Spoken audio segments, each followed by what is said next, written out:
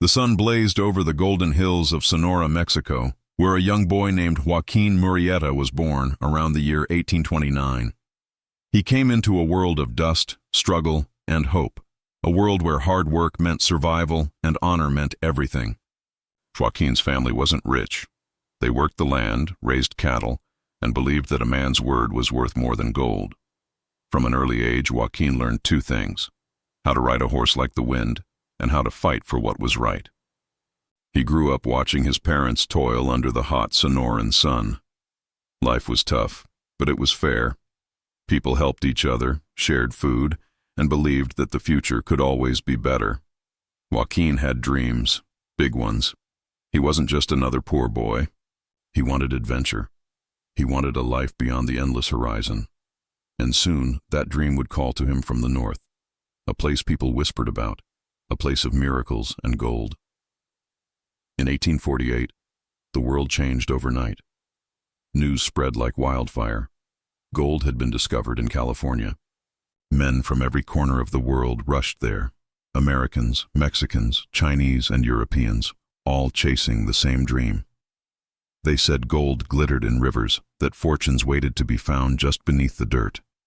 For Joaquin, it sounded like destiny. He was only in his early 20s, full of hope and courage. He married a young woman named Rosita, who shared his belief that hard work could change their lives. Together they packed their few belongings, a worn saddle, a pickaxe, a pan for gold, and began their long, dangerous journey north. The road from Sonora to California was harsh. There were bandits, storms, and deserts with no end. But Joaquin never turned back. Every step he took brought him closer to a dream, a place where a man could earn wealth by the strength of his hands. When they finally reached California in 1849, the sight amazed him. Mountains touched the clouds, and rivers sparkled with hope. There were camps everywhere, hundreds of tents filled with men searching for gold from dawn till dusk. At first, life seemed good. Joaquin found work in the mines near Murphy's camp, alongside Mexican and Chilean miners. They laughed, sang songs, and believed they were part of something bigger, a new world of opportunity. But Joaquin would soon discover that this dream had a dark side. California had changed. After the Mexican-American War, the land no longer belonged to Mexico.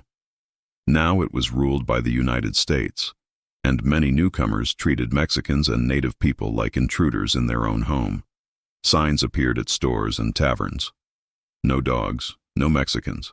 Miners from Mexico were beaten, robbed, and sometimes even killed just for being who they were. At first, Joaquin tried to stay quiet. He told Rosita they would keep to themselves, work hard, and avoid trouble. But trouble doesn't care who it finds. One evening, as Joaquin and his brother worked their claim, a group of American miners rode in. They demanded to know where Joaquin got his gold. When he told them it came from his own claim, they accused him of lying. They tied him to a post. They whipped him in front of everyone. They called him a thief, even though he had stolen nothing. Rosita cried and begged them to stop, but they laughed. They told Joaquin that Mexicans didn't belong there. They said if he didn't leave by morning, they'd hang him and his brother. That night, Joaquin and Rosita packed their few things. His brother refused to leave. He wanted to fight for their right to stay. By sunrise, Joaquin's brother was dead, lynched from a tree near the camp. Joaquin buried his brother with trembling hands. He didn't speak. He didn't cry. Something inside him broke, something that could never be fixed. Rosita tried to comfort him, but deep down she knew. The kind, smiling young man she married was gone. In his place stood someone new, someone harder, colder, someone who would never again trust the law or mercy. That night, Joaquin swore an oath. If justice would not protect the innocent, then he would become justice himself. Days later, he vanished. Some said he crossed back into Mexico. Others said he joined a band of horse thieves. But no one really knew where he went. Months passed, and stories began to spread. Whispers in the mining camps. Stagecoaches were being robbed. Corrupt sheriffs were being attacked. Gold shipments were vanishing without a trace. The people said it was the work of a mysterious horseman, a man who moved like a shadow. He struck fast, disappeared faster, and always left behind a message carved in wood. Justice for the people. The name spread from town to town like wildfire. Miners whispered it in the dark, and frightened merchants locked their doors. That name was Joaquin Murrieta. No one could say for sure if he was a hero or a villain. Some said he was fighting for revenge. Others believed he was defending the poor against greed and cruelty. But one thing was certain. A legend had been born in the wild hills of California. A legend that would change the West forever. Joaquin Murrieta disappeared from the mining camps like smoke in the wind. For weeks, no one knew where he had gone or whether he was even alive. But in the hills of California, whispers began to spread. Stories of a mysterious rider who struck with precision and vanished before sunrise. They said he rode a black horse fast as lightning. They said his face was hidden behind a scarf and his eyes burned with a quiet fury. Those who had wronged the helpless were suddenly being robbed, beaten, or driven out of town. At first, people didn't believe the stories, but soon everyone was talking about him. His name returned to the camps and saloons, spoken in both fear and admiration.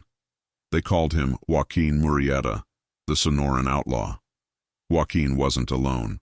He gathered around him a small band of men who shared his anger and his cause.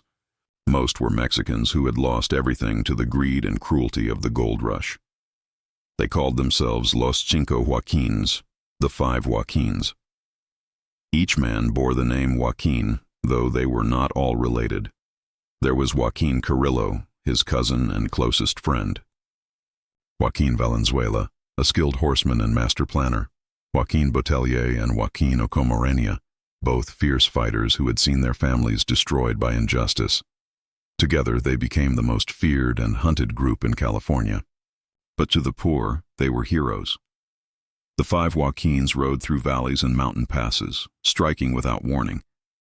They robbed stagecoaches carrying gold from the mines. They raided corrupt ranchers who had stolen land from Mexican settlers. They took horses, money, and weapons, and vanished before the law could catch them. Their enemies saw only criminals, but those who lived under the shadow of discrimination saw something else: justice. Whenever the Joaquins rode into a town, they never harmed the innocent. They shared food with struggling families, helped farmers rebuild burned homes, and left behind silver coins for widows and orphans. Stories began to spread that Murrieta was a Mexican Robin Hood, a man who stole not for greed, but for revenge and fairness. His legend grew stronger with every passing month. Still, Joaquin carried pain deep within him. The memory of his brother's hanging and his wife's suffering haunted him. He believed that his fight was not just against men, but against a whole system that saw his people as lesser. He rode with discipline and a strange kind of honor. He forbade his men from harming women or children. He demanded respect for those who were poor or powerless. To him, this was not banditry. It was rebellion. But the world would not see it that way. As the raids continued, California's new American government grew restless. The name Joaquin Murrieta was everywhere. On wanted posters, in newspapers, and on the lips of frightened miners. The governor called him the most dangerous man in the state.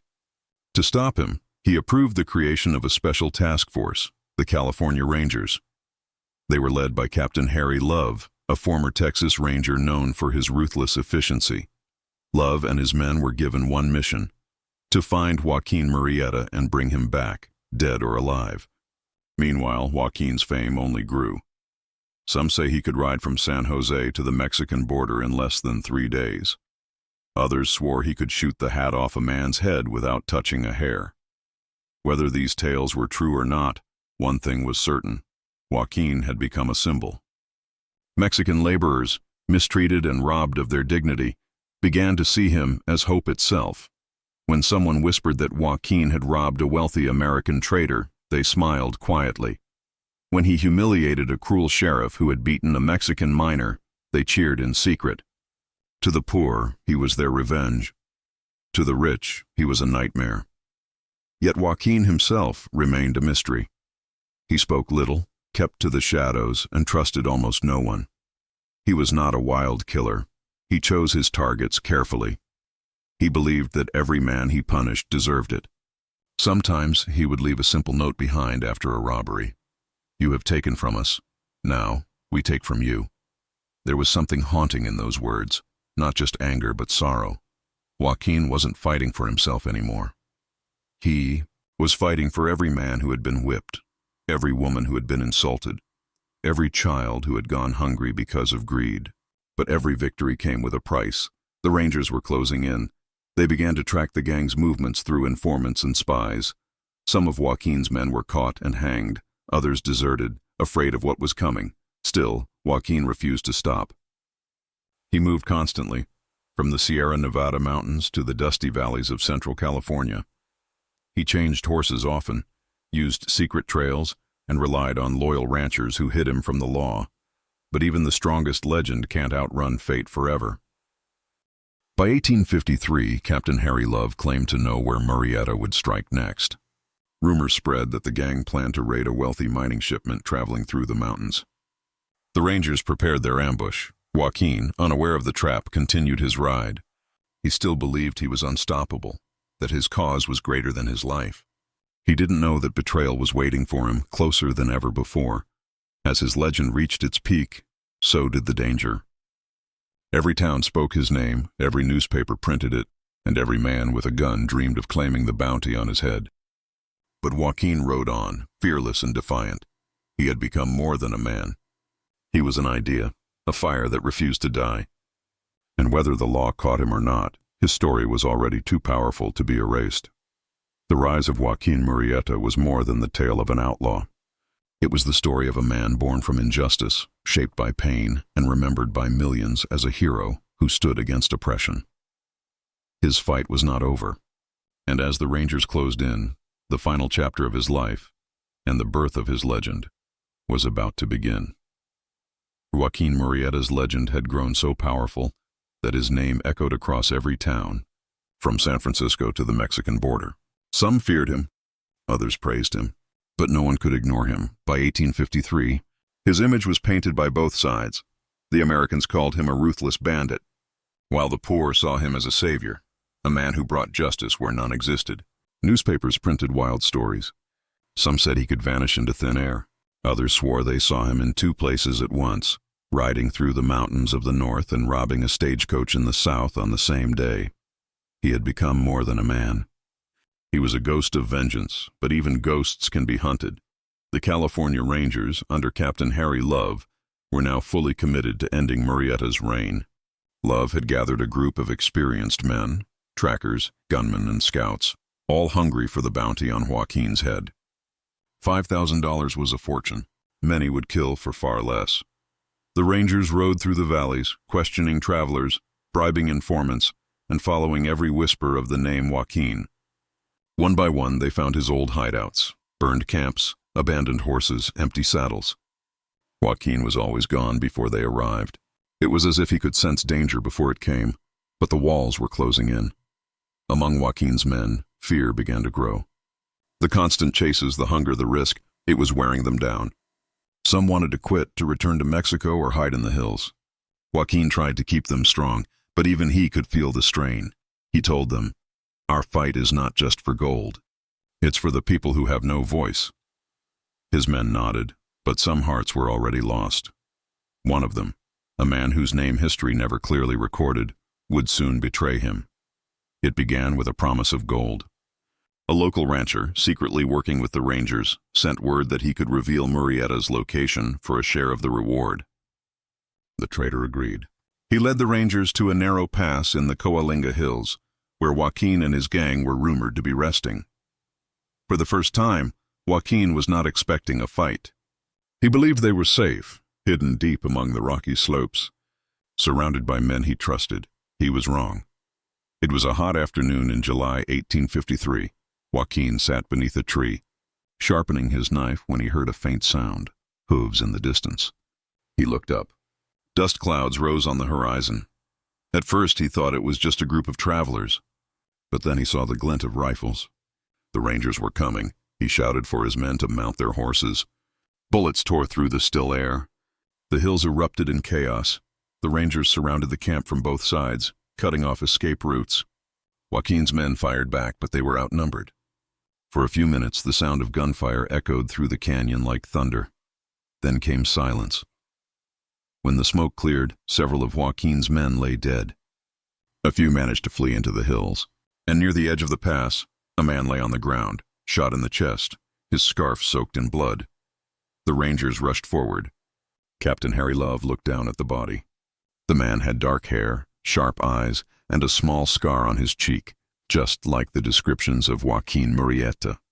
Love believed he had finally done it. To prove his victory, he ordered the man's head to be cut off. He placed it in a jar filled with alcohol to preserve it. Beside it, he placed the hand of another man who had been with Joaquin, said to be his right-hand fighter, known as Three-Fingered Jack. The Rangers rode back in triumph. They claimed the legend of Joaquin Murrieta was over. When the news reached the towns, people rushed to see the jarred head. It was displayed in saloons and public squares. Men paid $1 each to look upon the face of the so-called bandit king. Some cheered. Some cursed. But many wept in silence. Old miners who had known Joaquin said the head didn't look like him. His former friends swore the scar was on the wrong side. Rosita, the woman who had once loved him, disappeared soon after hearing the news. Some say she never believed he was dead. Even Captain Love couldn't silence the doubts. Rumors began to spread that Joaquin had escaped once again, that the Rangers had killed the wrong man, that the real Murrieta had crossed back into Mexico, laughing at the men who thought they could stop him. There were even stories of sightings months later. A masked rider seen near the border, giving coins to poor farmers, disappearing before dawn. Was Joaquin truly gone? No one knew for certain. Years later, the jar containing the head was still being shown across California. It became part of traveling exhibits taken from town to town. But the longer people looked at it, the more uncertain they became. Was this really the face of the man they called the Robin Hood of California? Or was it just a cruel trophy used to silence a story that refused to die? By the end of that year, Joaquin Murrieta had become something larger than life. He was no longer just a man. He was a myth, a symbol of resistance against oppression and injustice. Parents told their children stories of the outlaw who fought back when no one else could. Musicians wrote songs about his courage, and long after his supposed death, men wrote under his name, claiming to fight for the same cause. Joaquin Murrieta had lost his life, perhaps, but his legend had become eternal. Some say that when the wind blows through the canyons of old California, you can still hear the echo of his horse's hooves, that his spirit rides on, protecting the poor, haunting the greedy, and reminding the world that justice cannot be killed, because Joaquin Murrieta was never just a man. He was an idea, and ideas never die. After that bloody afternoon in the California hills, the law claimed victory. Captain Harry Love rode proudly into town, carrying a jar that held the severed head of a man he swore was Joaquin Murrieta. The newspapers printed bold headlines, "The Bandit King is dead." But death, it seemed, could not silence the name Joaquin Murrieta.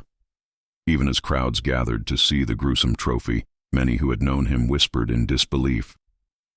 They said, "That isn't him. Joaquin still rides." The people refused to believe that such a man could end so quietly, in a dusty canyon, shot down and beheaded like a criminal. To them, Joaquin was not just an outlaw.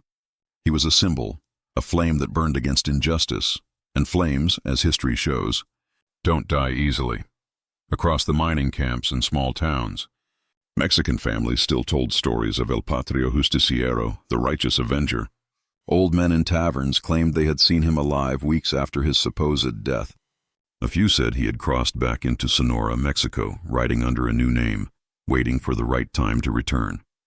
No one could prove it, but no one could deny it either. The line between truth and legend began to blur. Years passed, but the story grew larger with every telling.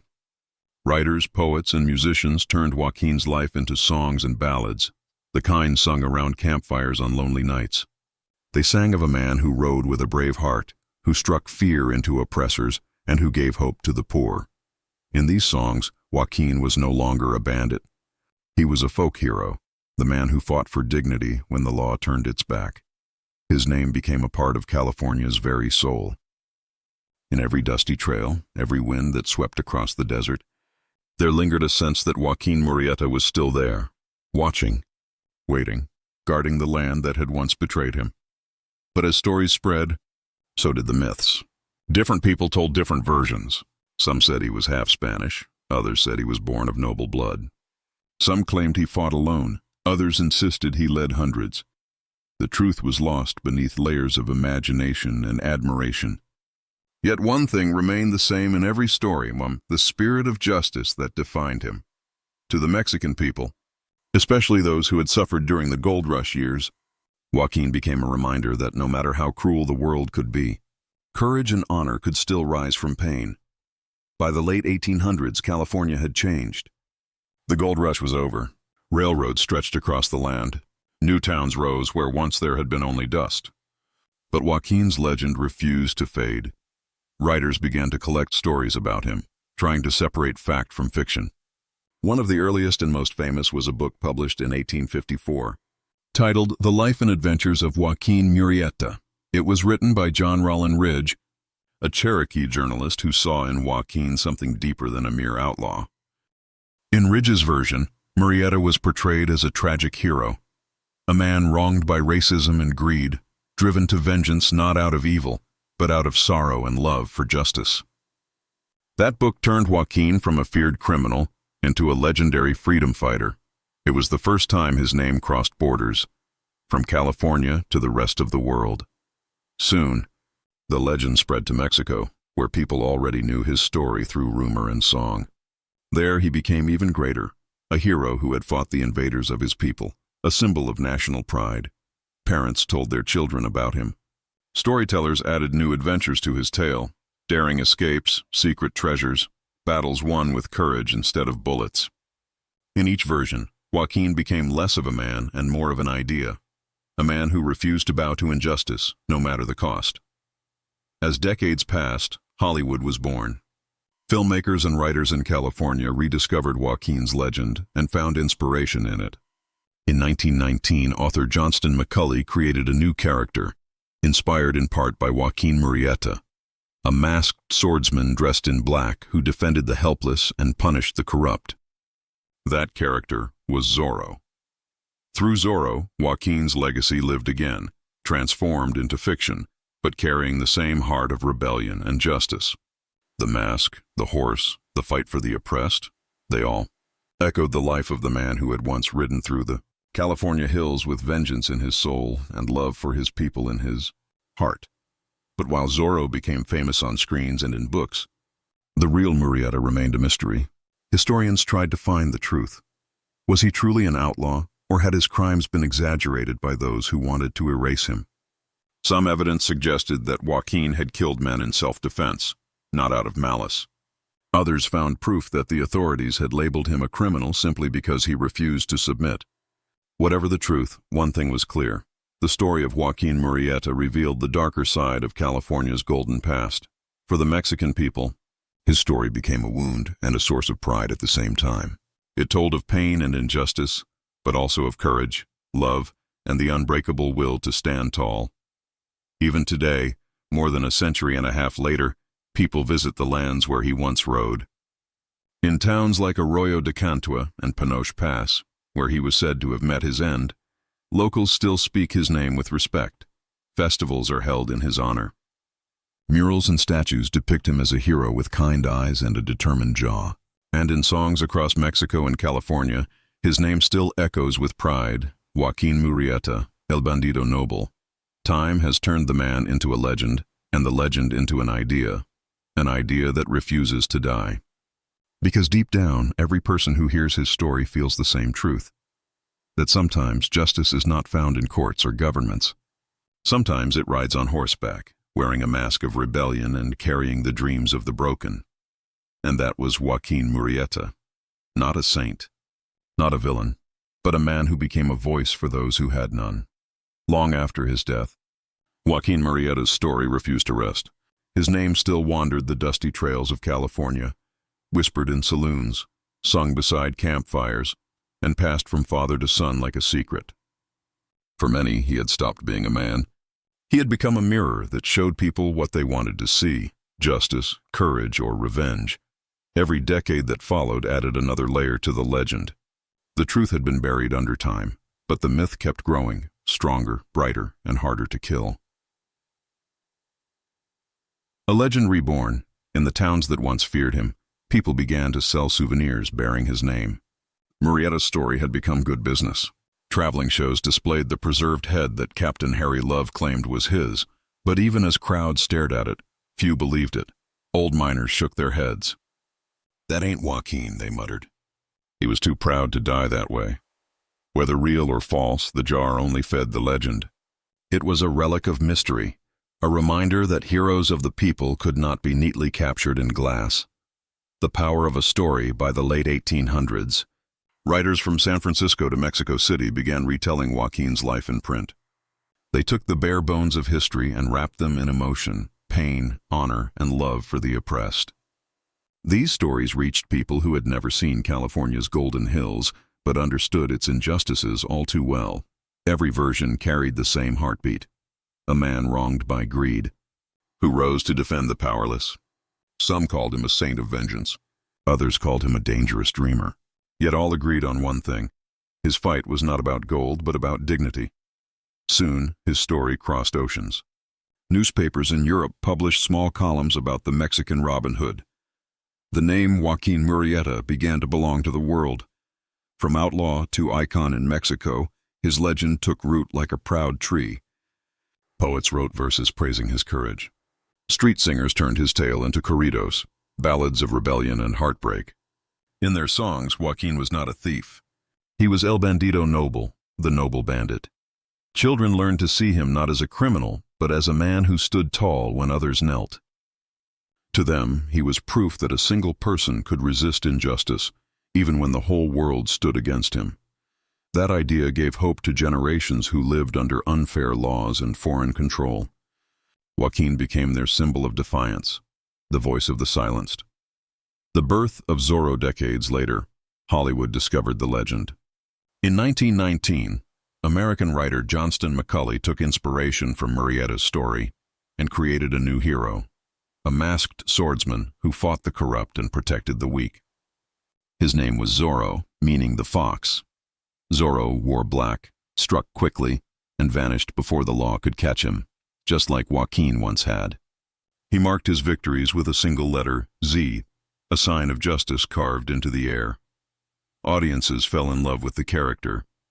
They saw in him the same spirit that had burned in Joaquin's heart, the belief that one brave soul could make a difference. Through Zorro, Joaquin Murrieta lived again. He galloped across movie screens, television shows, and comic books, spreading the idea of the masked avenger around the world. Even though McCulley never admitted it outright, everyone recognized the source.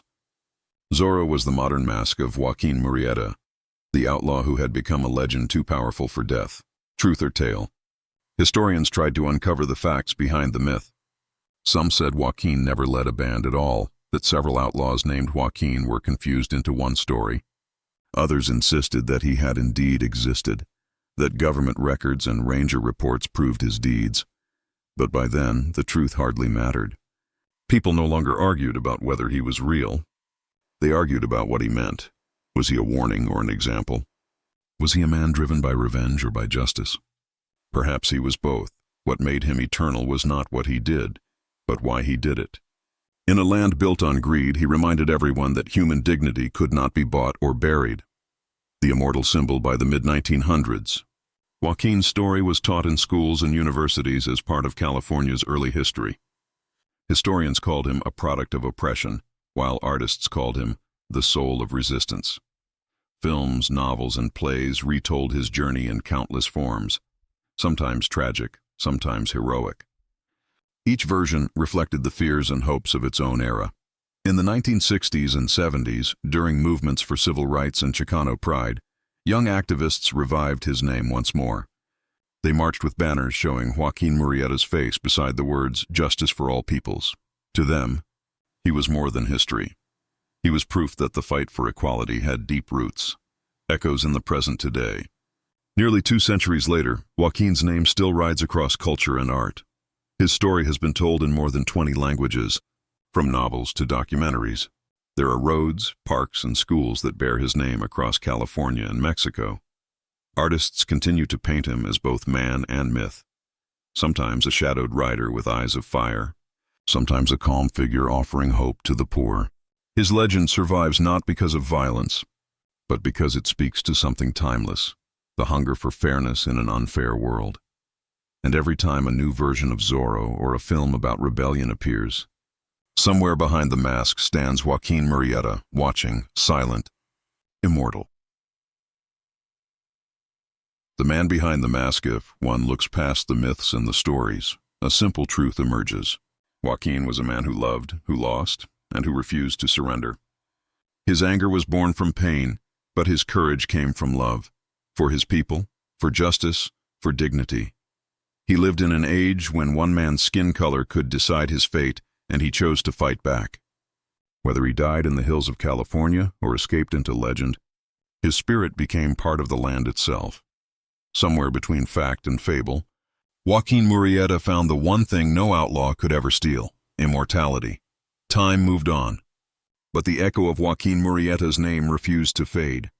Years became decades, and still his story traveled, through dusty canyons, quiet villages, and crowded cities. Wherever people spoke of justice, they spoke of him. He had become more than a man who lived and died in the California hills. He was now a symbol, an idea that refused to die, a voice for the forgotten. In the early years after his death, California changed rapidly. The gold had run out, but the hunger for power remained. The same men who had driven out Mexican miners now owned the land, the railroads, and the law itself. For the poor and powerless, hope was rare. Yet whenever someone spoke of rebellion, the name Joaquin Murrieta came alive again. They said, he fought back when no one else dared. He became a story told in whispers, comfort for the weak, fear for the greedy. Parents told their children, don't forget, there was once a man who made the rich tremble. And those words passed from one generation to another, keeping the spirit of resistance alive. The corridos of justice across Mexico and the American Southwest, songs about Joaquin filled the air. They were called corridos, ballads that told true stories of heroes and tragedy. Farmers sang them during long workdays. Travelers sang them on lonely roads. Each verse painted Joaquin as a man of courage, born to protect the helpless.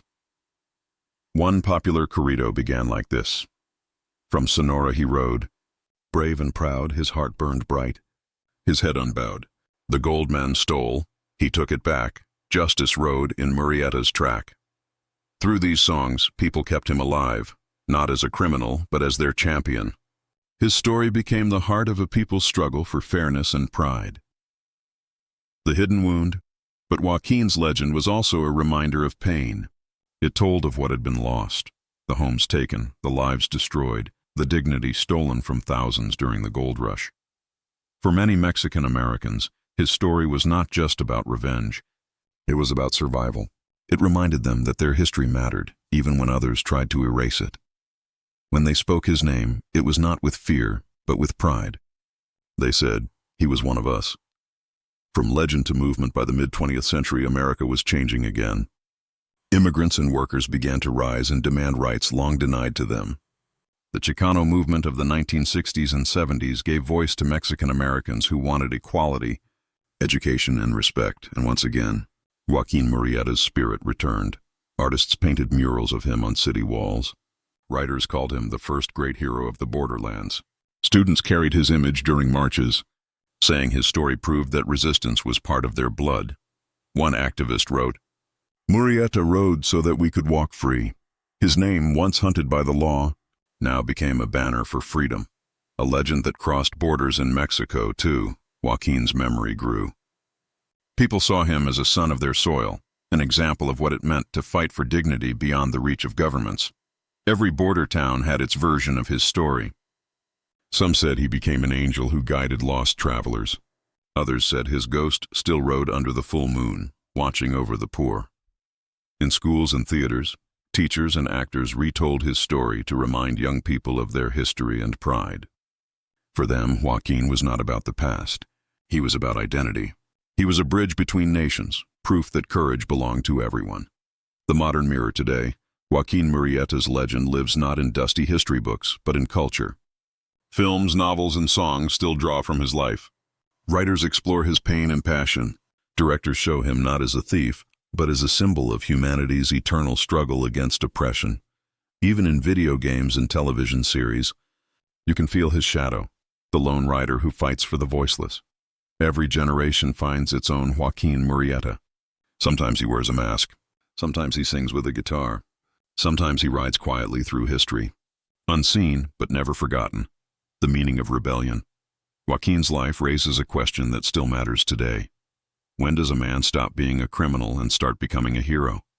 He lived in a time when the law served only the powerful, and when law becomes injustice, rebellion becomes the only language the powerless have left. That was Joaquin's message, not to destroy, but to remind the world that dignity cannot be chained. The spirit that endures in California. Near the place where Captain Love once claimed to have killed him, stands a small marker. It is said to be the spot where Joaquin Murrieta fell. Visitors leave flowers, coins, and small crosses. No one knows if his body was truly buried there, but standing at that place, under the same sun that once shone on his rides, it's easy to believe that he never really died, because his spirit, his defiance, his will to stand against cruelty, still breathes in every act of courage, every voice that refuses to be silenced. The legacy lives on. Joaquin Murrieta's legacy is not just about vengeance. It's about the eternal fight for fairness.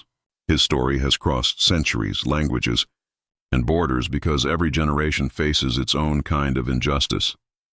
And when people feel powerless, they remember him, the man who rose from loss and pain, who refused to kneel, who became a legend simply by refusing to give up.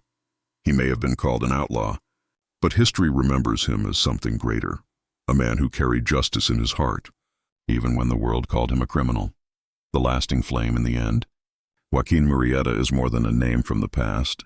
He is a reminder of what it means to fight for what is right. He is proof that a single life, no matter how short, can inspire centuries of hope. When people speak of heroes, they often mean kings, generals, and leaders. But sometimes a hero rides alone. Sometimes he wears no crown, only dust, determination, and a dream. And that hero's name is Joaquin Murrieta, the outlaw who became a legend, the legend who became a symbol, the symbol that became a voice for justice that still echoes today. Even after the law claimed to have ended Joaquin Murrieta's life, strange stories began to spread. They came from lonely miners, travelers, and ranchers, people who swore they had seen something they could not explain. They spoke of a rider who appeared at night, galloping across the moonlit hills of California, his black horse silent as a shadow.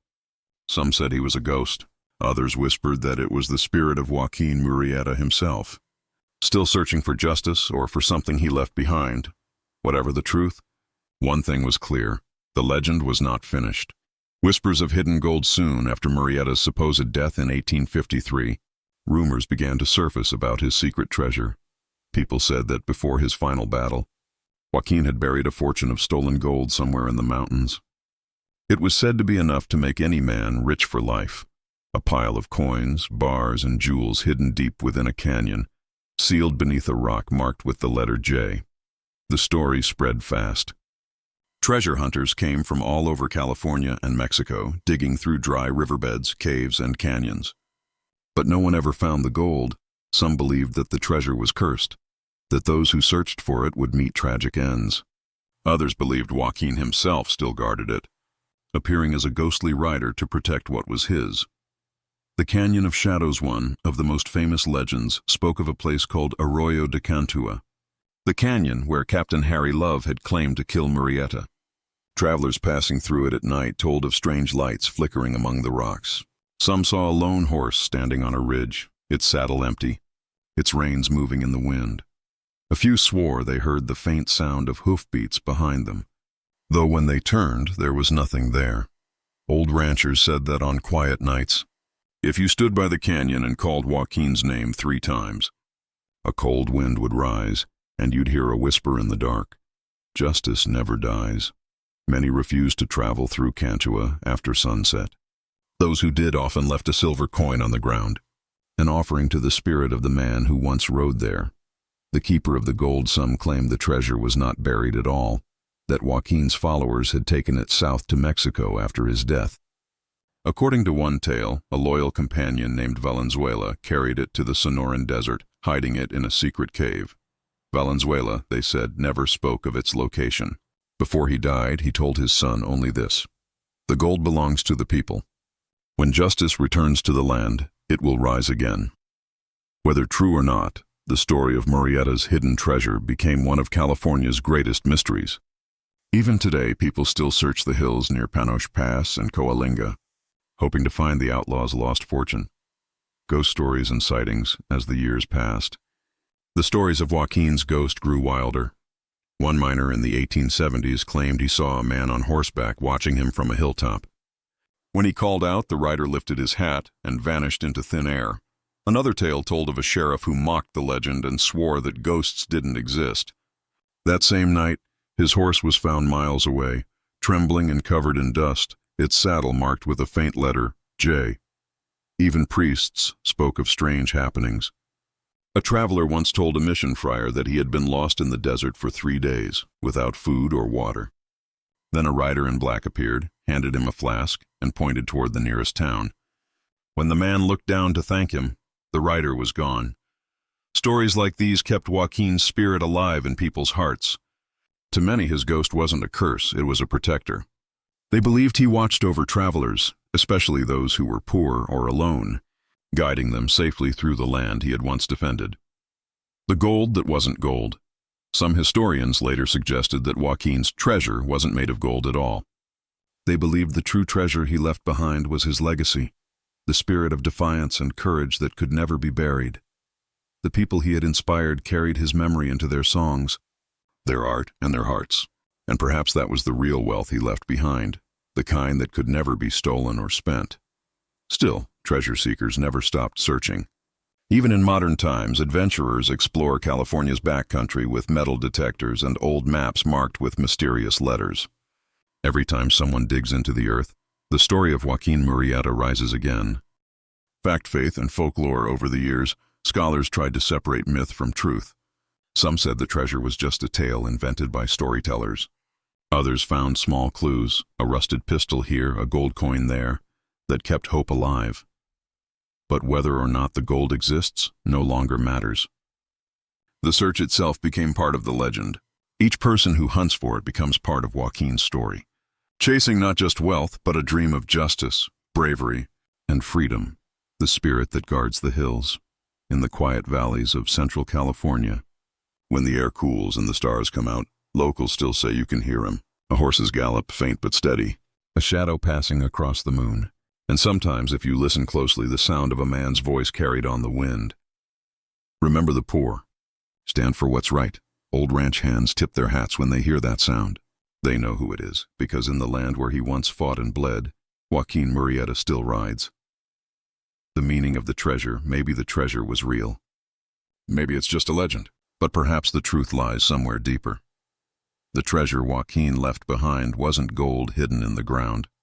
It was the courage to fight injustice, the belief that even one person can make a difference, and the reminder that the human spirit cannot be conquered by fear. That is the true treasure, the kind that shines brighter than any gold. And as long as people remember that, Joaquin Murrieta's ghost will never rest, because heroes like him never really die. Every legend begins with a real person. Behind every myth, there is truth, though time, fear, and hope may have changed its shape.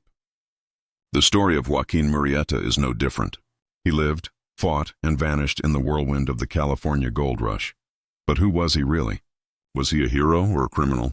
A freedom fighter or a man consumed by vengeance?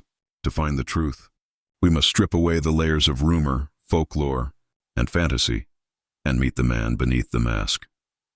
A man of his time, Joaquin Murrieta was born around 1829 in Sonora, Mexico, in a small rural village.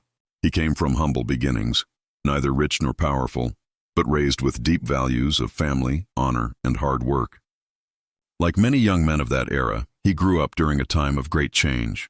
Mexico had just lost California to the United States in the Mexican-American War, 1846-1848.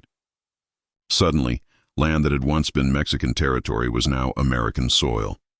For those who stayed, life changed overnight. When Joaquin and his wife Rosita journeyed north to California in search of gold, they carried dreams shared by thousands. They hoped for a fresh start. But instead, they found a land filled with prejudice, violence, and fear. The harsh reality of the gold rush. The gold rush of 1849 was one of the most chaotic and brutal periods in American history. People came from all over the world, Mexico, Chile, China, and Europe, hoping to strike it rich. But not everyone was welcome. Mexican and Chinese miners were often driven off their claims. They were robbed, whipped, or worse. The new California government passed laws that forced non-American miners to pay unfair taxes, or leave. Joaquin Murrieta became one of those victims. He was accused of stealing from white miners, even though the gold had come from his own claim. When he tried to fight for justice, he was beaten. His brother was killed. His wife was attacked. From that moment, everything changed. Joaquin's heart hardened, and somewhere between grief and rage, the outlaw was born. Fact versus legend according to official reports. Joaquin Murrieta began leading a group of men, possibly known as Los Cinco Joaquins, the Five Joaquins. They were blamed for robberies, raids, and murders across California between 1850 and 1853. The California Rangers, led by Captain Harry Love, were eventually sent to stop them. But here's where the story becomes uncertain. There was never solid proof that all these crimes were committed by one man. Some historians believe there were several outlaws named Joaquin operating at the same time, and their deeds became mixed into one legend. The Rangers' report claimed that they had killed Murrieta in July 1853. To prove it, they presented a preserved head and a severed hand. But witnesses later argued that the body was not his, that the scars and features didn't match. Even Captain Love himself grew unsure, admitting that it was believed to be Murrieta, not certain. And so, fact blurred with fiction, and myth began to take hold. The man the people remembered to the authorities, Joaquin Murrieta, was an outlaw. But to the poor, he became something else, a symbol of hope and resistance. People remembered him not for the bloodshed, but for his defiance. They believed he stole only from the rich and corrupt. They said he helped struggling families, shared his gold with widows, and punished those who abused the weak. Even though history may never confirm all of it, these stories reveal how deeply his memory touched the hearts of ordinary people. They didn't just see a man with a gun. They saw a man with courage, the writers who made him immortal in 1854, only a year after his supposed death.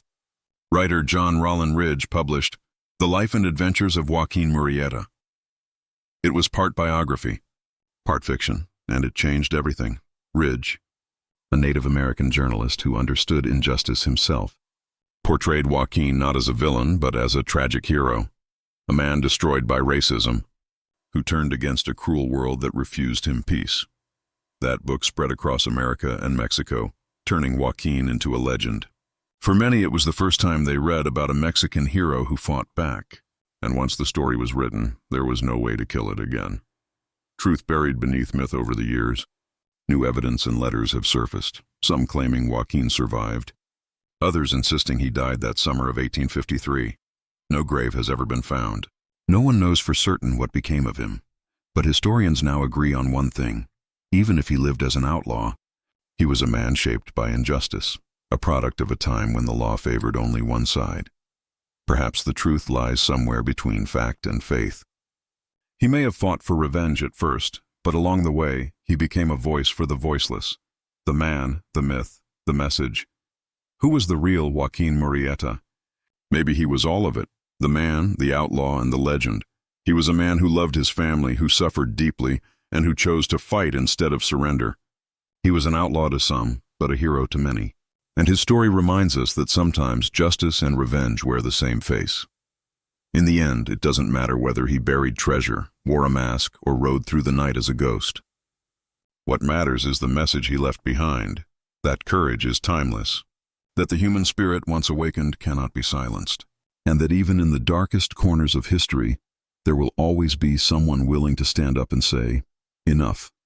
Joaquin Murrieta was a man of flesh and blood, but his legend belongs to eternity. As long as people believe in justice, his story will live on, because some men die once, and others, like Joaquin, live forever in the hearts of those who remember them. Even more than a century after his death, people still said Joaquin Murrieta wasn't gone. They claimed that the man who once rode through California's Golden Hills had returned, not in body, but in spirit. Some called him a ghost, others called him a guardian. Either way, the world had not seen the last of him. The writer who would not rest in the small ranching towns of California's Central Valley. Old men still told stories by the fire. They said that sometimes, when the wind blew across the dry grass, a lone horse could be heard galloping through the night. No one ever saw the rider clearly, only the flash of a black hat, the glint of silver on a saddle, and a whisper that sounded like his name. Travelers who wandered too far from the road spoke of a shadow that followed them, keeping pace in silence. When they looked back, there was nothing there, only the smell of dust and leather left behind. Sightings.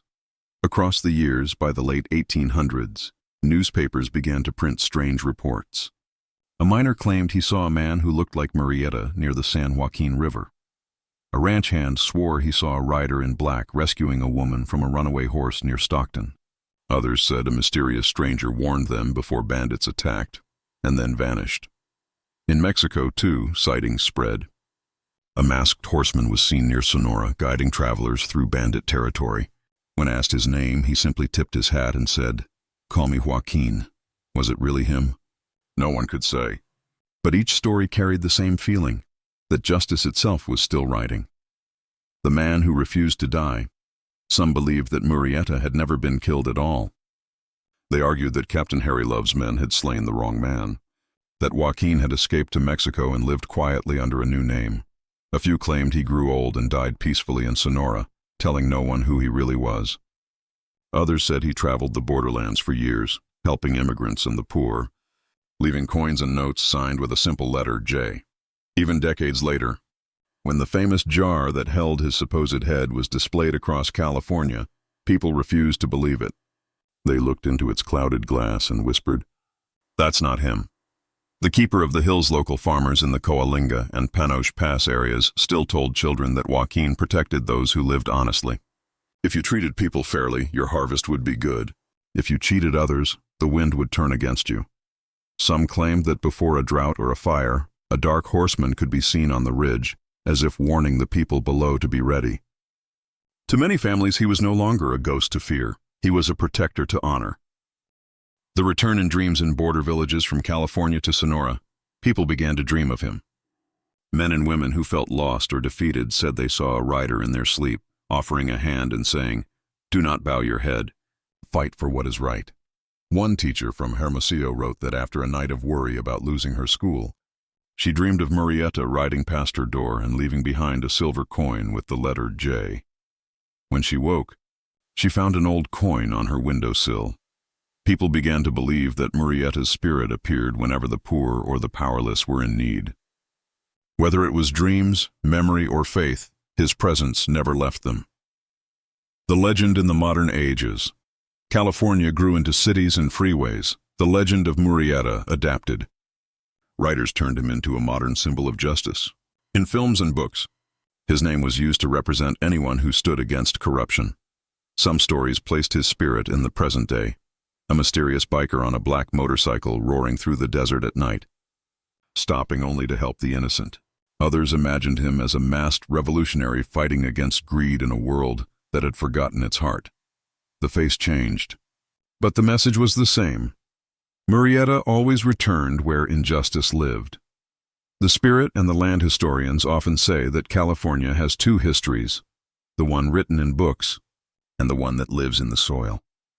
In that second history, Murrieta still rides. When farmers plow their fields, they find old horseshoes and bullets from his time. When they stand beneath the same sun that burned his back, they feel connected to something ancient and defiant. The wind that moves through the valleys still carries his story. It says, "Remember me. Remember why I rode." Faith, fear, and freedom for some, the idea of Murrieta's return brings comfort. For others, it brings unease. He represents a truth that many prefer to forget, that when justice fails, the spirit of rebellion returns to set things right. Every generation that forgets its values seems to awaken him again. Each time the poor are oppressed or the innocent are hurt, the old writer finds his way back into stories, songs, and dreams. He is not a ghost chained to one place. He is a reminder that justice is never finished. The final ride. Some say the last time he was seen was in the early 1900s. A shepherd walking through the Sierra Nevada claimed he saw a man on a dark horse watching the sunrise. The man wore a broad hat and a black coat. When the shepherd called out, the rider turned, tipped his hat, and smiled. Then he spurred his horse and disappeared into the golden light. Maybe it was a dream. Maybe it was the wind. But maybe, just maybe, Joaquin Murrieta was still riding, heading toward a world that still needed him. The enduring message, whether he was a man, a myth, or a spirit, Joaquin Murrieta remains a symbol of freedom. His return is not about a ghost haunting the past. It is about an idea that refuses to die, that when injustice rises, so does courage. Every time a storyteller mentions his name, every time a song is sung in his honor, he returns. Not on a horse, but in the hearts of those who still believe in fairness. That is the real return of Joaquin Murrieta. He does not ride to haunt the living. He rides to remind them to live with honor. Every legend must end, but some stories are too powerful to fade. Joaquin Murrieta's story began in the goldfields of California, in pain and fire, and it continues to live in the hearts of those who believe in justice. He was a man made of flesh and blood, but his spirit became something greater, something that no bullet or blade could destroy. Even now, more than a century and a half later, his name still echoes across deserts, valleys, and border towns. Because Joaquin Murrieta was never just a man, he was a message. The man who became a myth when Captain Harry Love held up the jar that supposedly contained Murrieta's head. He thought he had ended a life. What he didn't know was that he had created a legend. People refused to believe that justice could die in a bottle. Instead, they believed that Joaquin had escaped, that he had crossed the border, found peace, and left his spirit behind to guard the innocent. And maybe, in a way, they were right. Because while his body may have fallen, his story kept riding, from campfire tales to printed books, from whispered songs to booming movies, his name became immortal. Joaquin Murrieta lived on, not in the shadows of fear, but in the light of hope. A hero for every generation. Every generation sees Joaquin differently. To the miners of the 1850s, he was a warning to the cruel. To the poor farmers and immigrants who came after, he was a hero who fought for them. To modern storytellers, he is a symbol, proof that courage cannot be erased by power. Each time the world grows unjust, his name rises again. When the rich take too much, when the law forgets mercy, when voices go unheard, someone remembers Joaquin Murrieta, the man who refused to kneel.